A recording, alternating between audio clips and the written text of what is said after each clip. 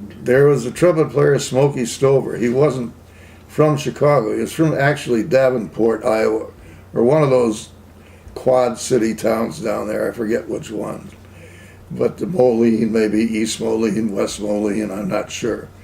But Smokey could really play. The strange thing about him, and I worked with his band for quite a while, the thing about him was he played everything fast. I mean, tunes that, you know, he'd play them faster than other bands would. But it worked. For some reason, it worked with Smokey. He can get away with it.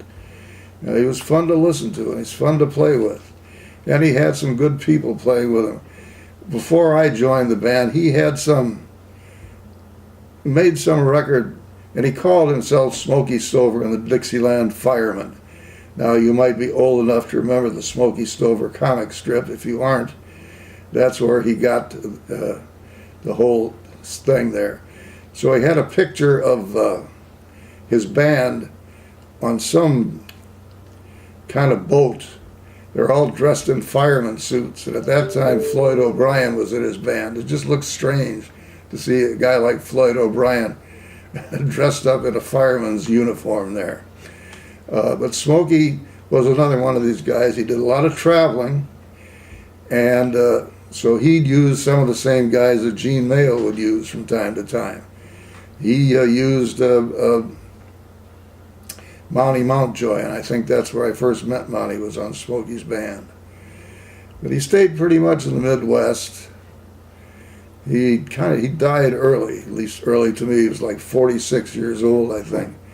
I think part of the reason for that might have been that he drank like a case of Schlitz beer a day.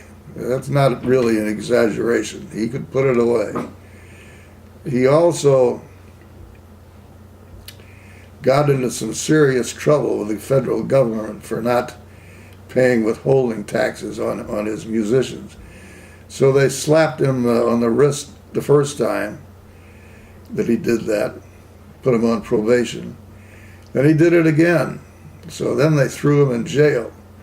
And he wound up in DuPage County Jail, which DuPage County is right outside of Chicago.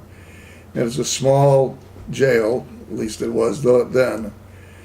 And so there he was for I don't know how long. Somebody decided they'd call him one time, see if they could talk to him while he was in jail. So they called up the DuPage County Jail, and they said, "Is it possible that I could talk to Smokey Stover?" And the voice on the other end said, "Who do you think you're talking to?"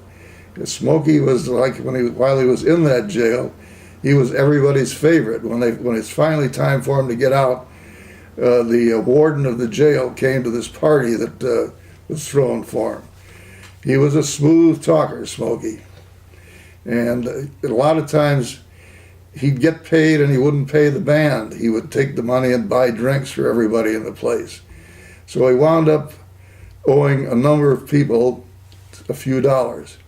But nobody would ever not play with him for that reason. He just played with him anyway. But once he got out of jail, that was it. He had somebody else take care of financial things after that point. But he was a good player, and I'm glad I had the chance to work with him while I did.